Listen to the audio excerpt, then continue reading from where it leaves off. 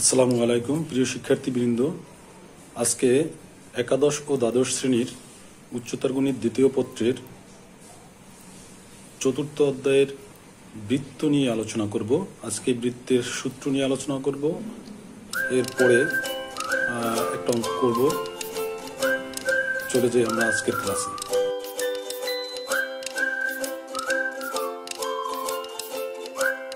দেখো, বৃত্ত, আমরা আজকে বৃত্ত নিয়ে আলোচনা করব। বৃত্তের সংজ্ঞা কেউ বলতে পারি? ছোট ক্লাসে করছো বৃত্তের সংজ্ঞা। কোনো সমতলে একটি নির্দিষ্ট বিন্দু হতে সর্বদা সমান দূরত্ব থেকে যদি অপর একটি বিন্দু সঞ্চারণশীল হয় তবে সঞ্চারণশীল বিন্দুর গতিপথকে বৃত্ত বলে। একটা নির্দিষ্ট বিন্দু, এই বিন্দুটাকে কেন্দ্র করে সমান দূরত্বে বজায় রেখে একটা বক্ররেখা, এই যে বক্ররেখাটা আসলো, দূরত্ব বজায় রেখে চললো এই নির্দিষ্ট বিন্দু থেকে, তাহলে এই যে গতিপথটা, এটা হলো বৃত্ত। আমরা যেই বিন্দুটাকে নির্দিষ্ট করে গতিপথ সৃষ্টি হয়েছে সেই নির্দিষ্ট বিন্দুটাকে বলা হয় কেন্দ্র, আর নির্দিষ্ট বিন্দু থেকে এই দূরত্বটাকে বলা হয় ব্যাসার্ধ। এটা তো জানি আমরা সবাই। উল্লেখ্য, নির্দিষ্ট বিন্দুটিকে কেন্দ্র এবং স্থির বিন্দুর দূরত্বকে বৃত্তের ব্যাসার্ধ বলে। এখন কিছু সমীকরণ আছে, দেখো, এগুলো তোমরা 9-10-এ করছো। এরপর আর একটু দেখো। x² + y² = a²।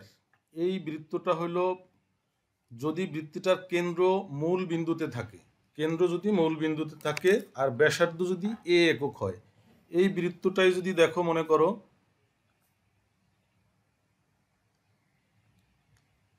এটা যদি x অক্ষ হইতো আর এটা যদি y অক্ষ হইতো, তাহলে কেন্দ্র কোথায়? মূল বিন্দুতে।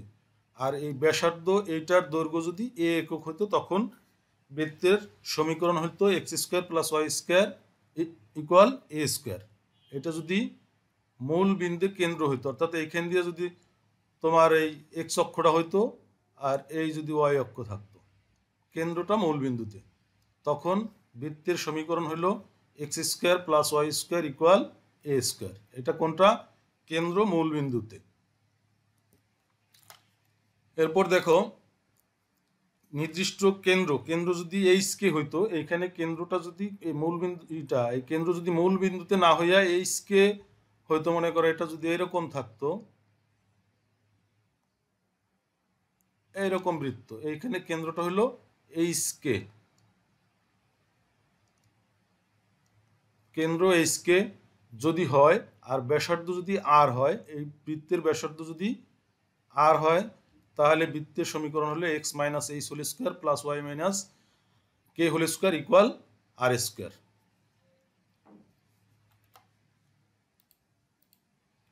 বৃত্তের সাধারণ সমীকরণ বলা হয় এটাকে x² + y²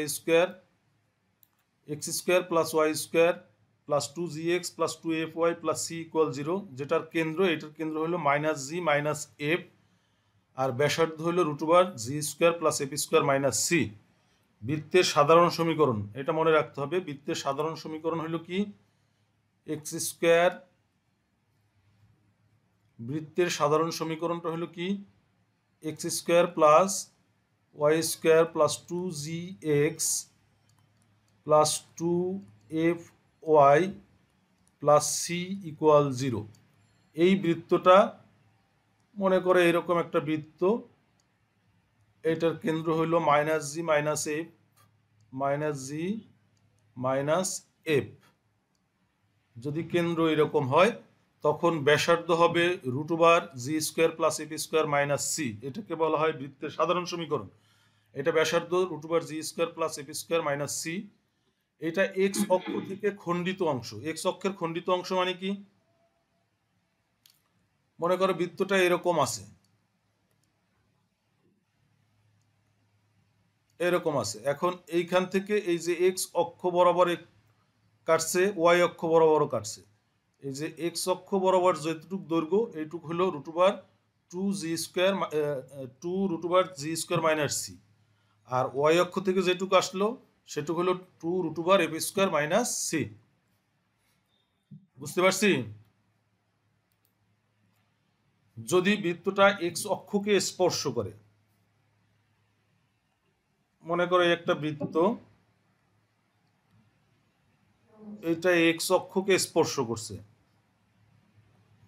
আচ্ছা আমি একটু আর একবার দেখাই।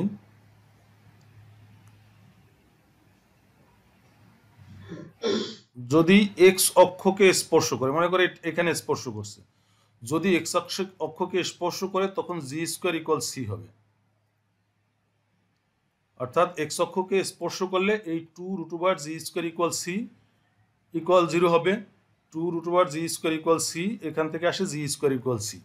যদি ওয়াই অক্ষকে স্পর্শ করবে তাহলে 2f² minus 2√f² minus C equal 0, সেখান থেকে f² ইকুয়াল সি।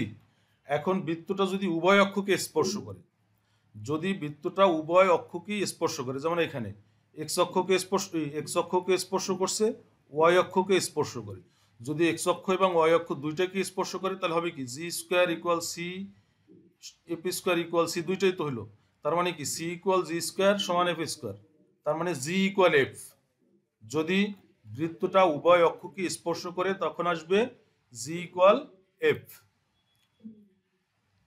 জি স্কোয়ার ইকুয়াল f², উভয় অক্ষকে স্পর্শ করলে G square equal f² equal C, তার মানে জি এফ ইকুয়াল সি হবে, এফ হবে, জি এফ এবং এফ সমান হয়ে যাবে।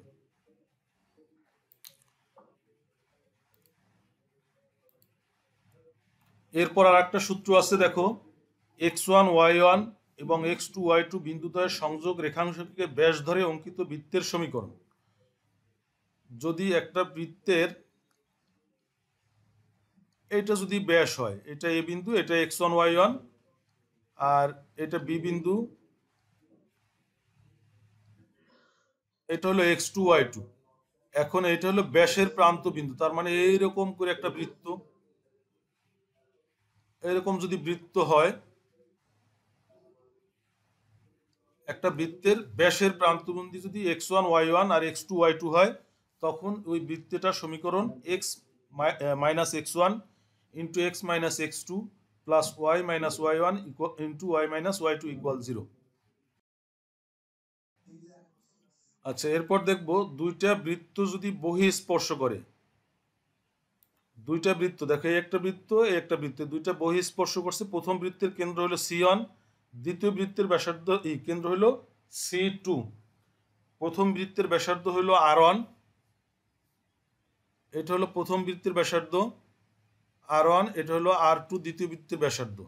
তখন এই C1 থেকে C2 এর দূরত্ব, C1 থেকে C2 এর দূরত্ব হবে কি R1 প্লাস R2, সেটাই লিখছি। দুইটি বৃত্ত পরস্পর বহিস্থভাবে স্পর্শ করলে কেন্দ্র দ্বয়ের মধ্যবর্তী দূরত্ব হবে ব্যাসার্ধ দ্বয়ের যোগফলের সমান।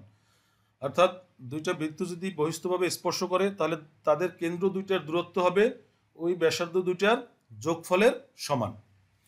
তাহলে অন্তস্থভাবে যদি স্পর্শ করে, অন্তস্থভাবে যদি স্পর্শ করে, এটা হলো বড় বৃত্ত, বড় বৃত্তের কেন্দ্র হলো C1, ছোট বৃত্তের কেন্দ্র হলো C2। বড় বৃত্তের ব্যাসার্ধ হলো R1 আর ছোট বৃত্তের ব্যাসার্ধ হলো R2। তাহলে C1 থেকে C2 আমরা কিভাবে নির্ণয় করব? C1 থেকে C2 টোটাল থেকে যদি আমি এইটুক বাদ দিই, টোটাল হলো R1, বাদ দিব R2, তাহলে C1 C2 থাকে। তার মানে যদি অন্তস্থভাবে স্পর্শ করে তাহলে কেন্দ্রদ্বয়ের দূরত্ব হবে ওই বৃত্তের ব্যাসার্ধদ্বয়ের বিয়োগফলের সমান।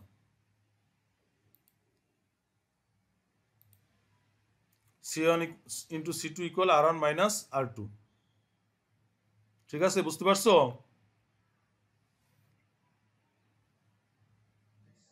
আচ্ছা এরপর আছে, একটু এগুলো লিখি নাই।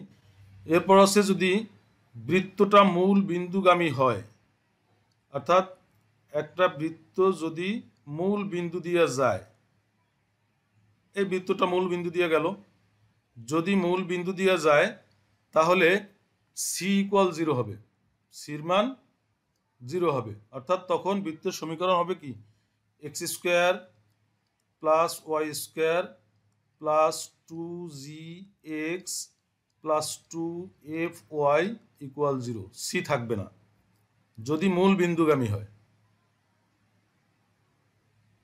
বৃত্ত যদি মূল বিন্দুগামী হয় তখন x² plus y² plus 2gx plus 2fy equal zero, অর্থাৎ সি এর মান জিরো হয়ে যাবে, মূল বিন্দুগামী। আর আগে বলছিলাম কি, মূল বিন্দুতে যদি কেন্দ্র থাকে, কেন্দ্র যদি মূল বিন্দু থেকে থাকে, তখন X square plus Y square equal R square. এটুকু মনে রাখবা, ঠিক আছে?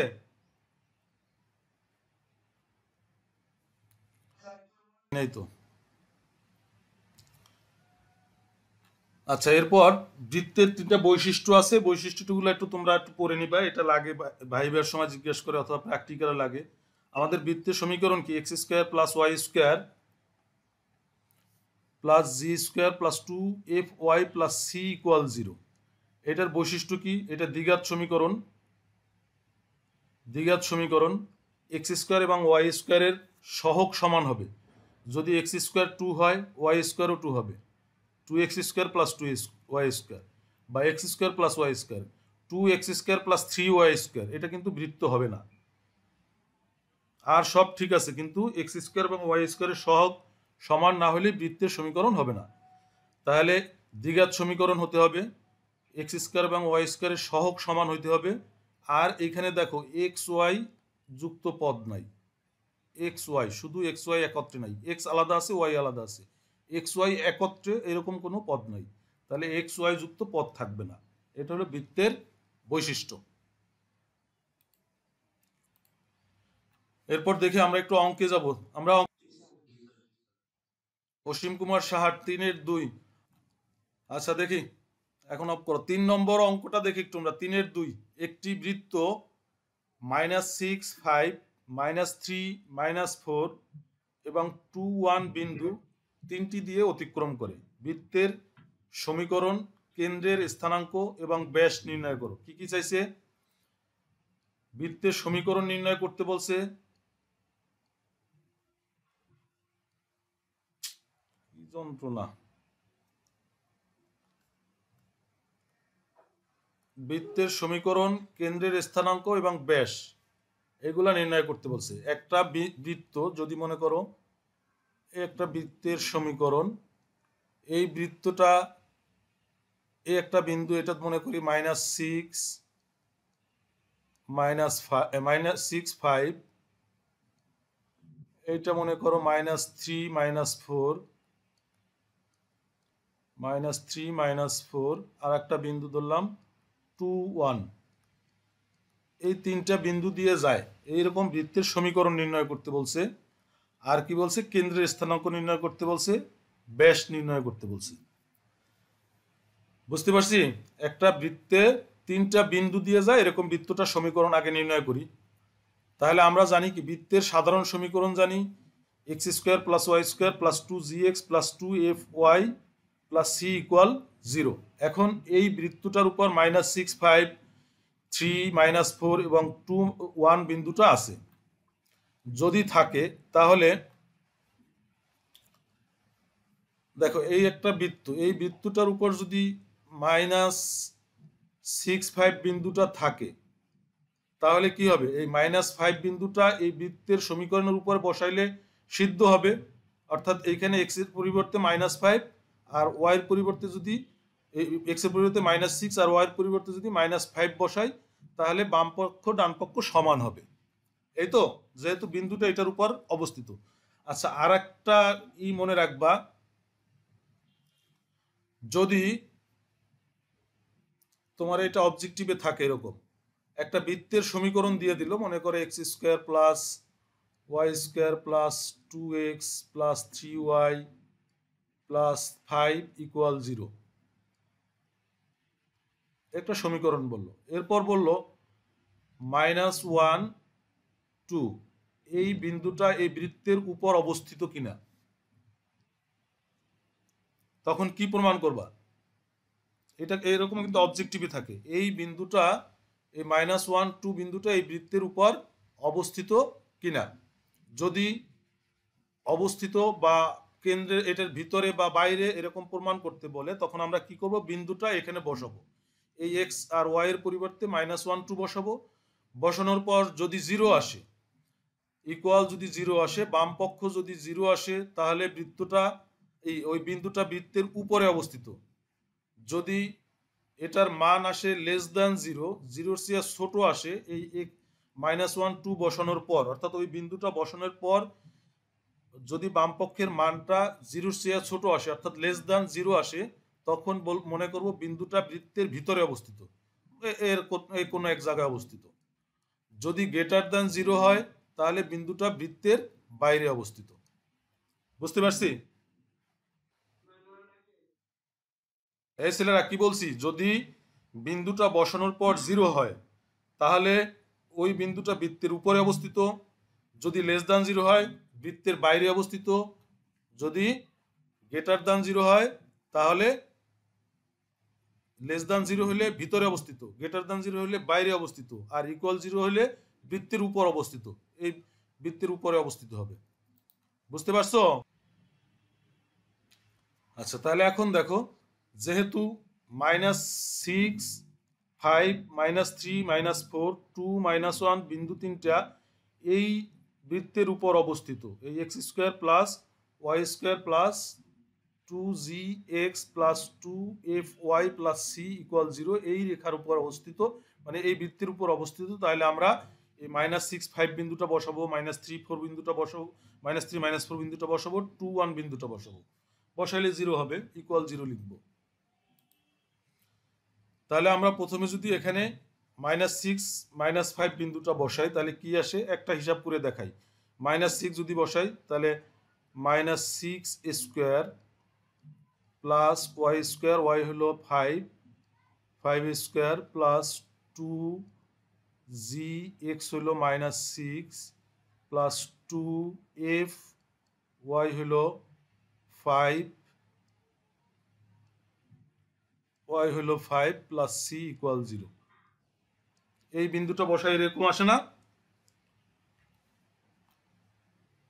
তাহলে এটা -6² করলে 36, এটা 25, এটা করলে আসে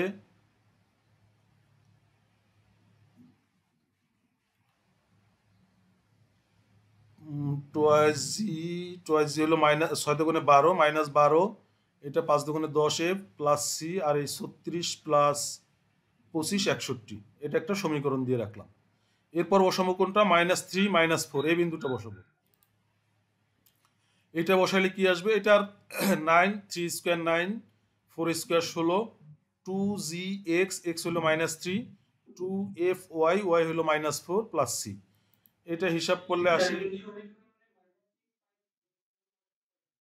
হ্যাঁ হ্যাঁ, এই যে সমীকরণে বসাইলাম, এই যে বসাই দেখাইলাম, এটা বসানোর পরে ক্যালকুলেশন করলে আসে এটা। বুঝতে পারছো? আচ্ছা, এরপর বসাবো কি, এই দ্বিতীয়বার এখানে বসাবো কি, এখানে বসাইছি হইলো এই যে -3 -4, এখানে বসাইছি -3 -4, তাহলে -3², তাহলে 9² 9 -4² 16, তারপর 2gx x হলো -3, তাহলে 2 দুগুণে 3 দুগুণে 6 -6g, এটা ক্যালকুলেশন করলে এটা আসে -6g -8f plus c plus 25। এরপর বসাবো কোনটা, এর পরের বিন্দুটা হলো কি 2 1, এরপর বসাবো 2 1, তাহলে 2 1 বসালে কি আসে, 2 দুগুণে 4, x² যদি বসাই 2², 2 দুগুণে 4, 1 এর স্কোয়ার করলে 1, 2gx x হলো 2 প্লাস 2fy y হলো 1 প্লাস c, এটা ক্যালকুলেশন করলে আসে 4g plus 2f plus c plus 5 = 0। এখন এখানে 4টা সমীকরণ আসলো, এই 4টা সমীকরণের মধ্যে 2 3 4 এই 3টা সমীকরণ আমরা সমাধান করে, এই 3টা 2 3 4 এই 3টা সমীকরণ সমাধান করে আমরা জিএফসি এর মান নির্ণয় করব। বুঝতে পারছি? তাহলে প্রথমে আমরা বিন্দু 3টা বসাইলাম, বসানোর পর 3টা সমীকরণ আসলো, এই 3টা সমীকরণকে আমরা সমাধান করব। এখানে 3টা চলক আছে, 3টা সমীকরণ আছে, তাহলে 3টা সমীকরণ সমাধান করে এই 3টার মান বের করব।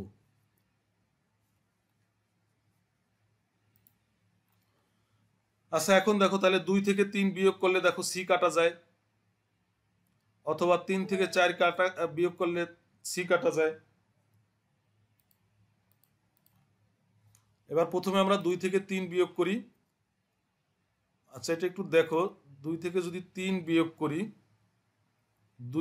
2 এ আছে এটা তাহলে এই সি কাটা যায়, 12 থেকে 12 আর 6 18 হয়ে যায়, 2 থেকে 3 18, জি 10 আর 8 18, জি 61 থেকে 25 বিয়োগ করবা 36, বিয়োগ করলে জি কত 6 আসে। ও এটা তো -12, 12 + 6, হ্যাঁ -6 জি আসে। তাহলে -6 জি প্লাস 18 প্লাস 36, এটা তোমরা বিয়োগটা করে নেবে নিজেরা। এরপর 3 থেকে 4 থেকে 5 বিয়োগ করছি, বা এখানে আসছে কি আসছে, ও এটা 5 নম্বর সমীকরণ দিলাম। এরপর 3 থেকে 4 বিয়োগ করি, 3 থেকে 4 বিয়োগ করলে তোমার সমীকরণটা দেখো, বিয়োগ করলে এরকম আসে 10g - 10a + 20 = 0। বিয়োগ দেখান লাগবে। আচ্ছা, এখন এইটারে আমরা আর একটা সমীকরণ দিয়ে রাখতে পারি 6। এখন দেখো এই দুইটা যদি সমাধান করি, এখানে আমরা একটু ভাগ টাগ করে নিছি। প্রথমটারে 3 দ্বারা ভাগ করে দিছি, 3 দ্বারা ভাগ করছি, আর দ্বিতীয়টাকে আমরা 5 দ্বারা ভাগ করছি। এখন যদি এই দুইটা সমাধান করি, এই 5 আর 6, 5 থেকে 6 যদি বিয়োগ করি, দেখো জি জি কাটা যায়। তাহলে 5 থেকে 6 বিয়োগ করি, তাহলে বিয়োগ করলে কি হয়, এই 2g এটা তো প্লাস হয়ে যাবে, বিয়োগ করলে এটা প্লাস হবে, এটা প্লাস হবে, এটা মাইনাস হবে। তাহলে এই 2g এই 2g কাটা যায়। 6 আর 2 8, 8 8f, 12 প্লাস 12 মাইনাস 4 8, তাহলে 8f প্লাস 8 = 0। তার মানে f = -1। এই ওই পাশে নাও, ভাগ করো -1। এখন f এর মানটা এই 5 6 যে কোনো একটা বসাও। f এর মান 6 বসাইলাম, 6 বসাইলে কি হয়, -2g, এই -1 +2 + 4, তাহলে জি এই 6 এই পাশে আসলো, মাইনাস হয়ে জি = 3 আসবে। স্ক্রিনশট নিয়ে নাও, জি ইকুয়াল আসবে -3। তাহলে এফ এর মান পাইলাম 1, জির মান পাইলাম 3। এই জি এফ এর মান এখন 2 3 4 যে কোনো একটা বসাই দেবা। 4-এ বসাইলাম, 4-এ বসাইলে সির মান আসে, সির মান আসছে -15। তাহলে আমরা চাইছি কি, সমাধান বৃত্তের সমীকরণ চাইছিল। তাহলে বৃত্তের সমীকরণ ছিল কি, 1 নম্বরে x² + y² plus x² + y² plus 2gx 2a + c = 0। এই যে প্রথম যে বৃত্তের সাধারণ সমীকরণটা ছিল, এখানে বসাই দেবো। তাহলে এখানে বসাইলে কি আসে, হ্যাঁ হ্যাঁ, তাহলে এখানে বসাই দাও, x² + y² 2gx 2g, জির মান কত আসছে 3, 3 দুগুণে 6, x 2fy, y এর মান ছিল -1, তাহলে -2y -15 = 0। সির মান -15 আসছে, তাহলে বৃত্তের সমীকরণ হয়ে গেল। এরপর কি চাইছিলে, কেন্দ্রের স্থানাঙ্ক। কেন্দ্র তো পাইয়ে গেলাম, -g - f কেন্দ্র। বৃত্তের কেন্দ্র কি এটার, -g - f। তাহলে এখানে জির মান কি আসছে 3, তাহলে কেন্দ্র হবে কি -3, আর ওয়াই এর মান আসছে -1, তাহলে 1, তাহলে কেন্দ্র হবে -3 1। বুঝতে পারছো?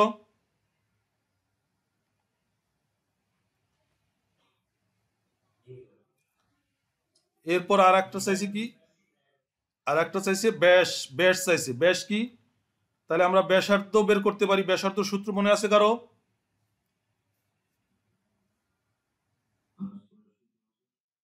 ব্যাসার্ধ নির্ণয়ের সূত্র কি ছিল বলো তো?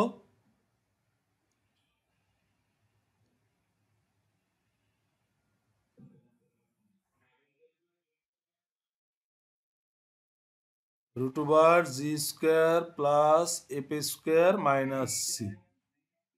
হ্যাঁ, তাহলে এখানে আমরা এই জি এফ সির মান বসাই দিব, সেটা হবে ব্যাস, এই ব্যাসার্ধ। তাহলে ব্যাস হবে কি, 2 দিয়ে এটারে গুণ দিব, ব্যাসার্ধ বের করে 2 দিয়ে গুণ। তাহলে ব্যাসার্ধ √g² + f² + c - c, g², জি হলো 2 3 ছিল, তাহলে 3² 1 স্কোয়ার 1, তাহলে 3² 9, 9 + 1, আর -c, c হলো -15 ছিল, এটা আসে 5 একক। তাহলে ব্যাস 2 দিয়ে গুণ করো, হয়ে গেল।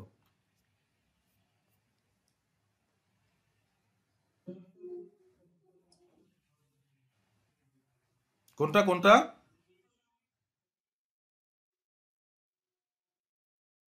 বৃত্তের সমীকরণ থেকে তো ব্যাসার্ধ বের করি নাই। ব্যাসার্ধর সূত্র ছিল root over g square plus f square minus c. এটা ছিল ব্যাসার্ধের সূত্র। তাহলে জির মান কত আসছিল? -3। এফ এর মান ছিল 1, সির মান ছিল -15। এখন এই মানগুলো বসাই দাও এখানে।